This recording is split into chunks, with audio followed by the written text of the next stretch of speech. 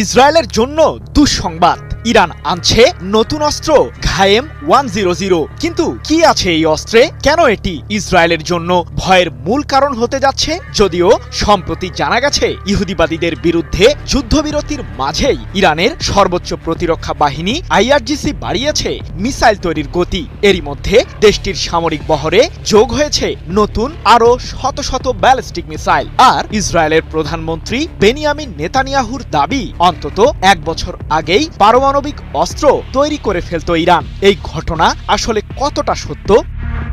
যুক্তরাষ্ট্র ইসরায়েলের বিরুদ্ধে সাম্প্রতিক যুদ্ধে ইরান দেখিয়েছে তাদের ব্যালিস্টিক মিসাইলের শক্তি। সেই ক্ষেপণাস্ত্রগুলো 2000-এরও বেশি কিলোমিটার রেঞ্জের মাঝে থাকা ইহুদিবাদীদের সামরিক আস্তানাগুলোকে রীতিমতো কাঁপিয়ে তুলেছিল। শুধু তাই নয়, ইরানের ছোড়া মিসাইলকে প্রতিহত করতে ব্যর্থ হয়েছে যুক্তরাষ্ট্রের অত্যাধুনিক এয়ার ডিফেন্স সিস্টেমগুলো। ঠিক এ কারণেই ইসরায়েলের সামরিক গবেষক তাল ইনবার সম্প্রতি দাবি করেছেন যে ইরানের মিসাইলের হামলা চালানোর ক্ষমতা আরও বেশি।